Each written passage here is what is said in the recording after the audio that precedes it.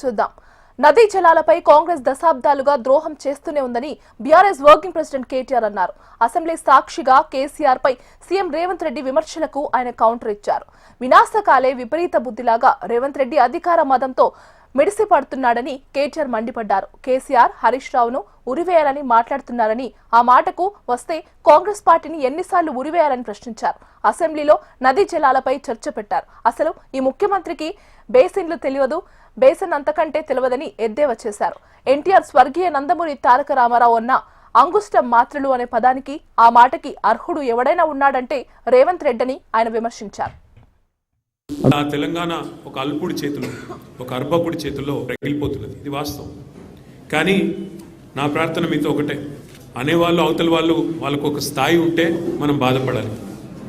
కానీ ఎన్టీ రామారావు గారు, స్వర్గీయ నందమూరి తారక రామారావు గారు ఎప్పుడో చెప్పారు, అంగుష్ట మాత్రులు, కుక్కమూతి పిందెలు కాంగ్రెస్ నాయకులు. నిజంగా ఇవాళ ఆ అంగుష్ట మాత్రుడు అనే పదానికి, అనే మాటకి అర్హుడెవడని ఉన్నాడంటే రేవంత్ రెడ్డికి మించిన వాడు ఎవడు లేడు.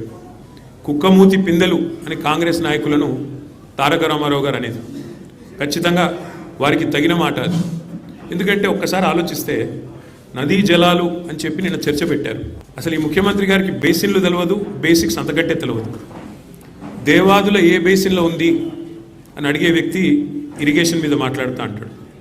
అట్లాగే ఆయన ముఖ్యమంత్రి అయిన తర్వాత వట్టెం పంప్ హౌస్ మునిగినా ఇంతవరకు కనీసం దాని మీద సమీక్ష చేయలేని అసమర్థుడు రేవంత్ రెడ్డి. ఎస్ఎల్బీసీ టన్నలు తన అవినీతి వల్ల కుప్పగొలితే 8 మంది అందులో సజీవంగా జల సమాధి అయితే ఇంతవరకు వాళ్ళ శవాలను కూడా బయటికి తీయలేని ఒక అసమర్థ పరిపాలకుడు రేవంత్ రెడ్డి. సుంకిశాల రిటైనింగ్ వాళ్ళు పేక మేడలాగా కుప్పకూలితే ఏ సంస్థనైతే నిర్మాణం చేస్తోందో ఆ సంస్థను బ్లాక్ లిస్ట్ చేయాలి అని నీ డిపార్ట్మెంట్ స్వయంగా సిఫారసు చేసినా దాన్ని అమలు చేయలేని అర్భకుడు రేవంత్ రెడ్డి.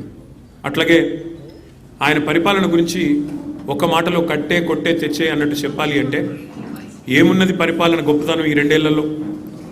పేల్చివేతలు, కూల్చివేతలు, ఎగవేతలు మనం ఎన్నో చూసాము చరిత్రలో. కానీ ఇంత చెత్త ప్రభుత్వం, చెక్ డ్యామ్లను పేల్చేసే చెత్త ప్రభుత్వం బహుశా భారతదేశంలో కాదు, ప్రపంచంలో ఎక్కడ ఉండదు. ఎవరైనా నిర్మాణాలు చేస్తారు, మీరు విధ్వంసం తప్ప మీకేమి తెలియదు. పేల్చివేతలు ఎట్లా అయితే మేడిగడ్డను బాంబులతో పేల్చారో అట్లాగే ఇవాళ చెక్ డ్యాములు పటాకాలు పేల్చినట్టు పేలుస్తూ ఉన్నది కాంగ్రెస్ నాయకత్వం. దానికి వంతపాడుతున్నది ఈ దిక్కుమాలిన ప్రభుత్వం.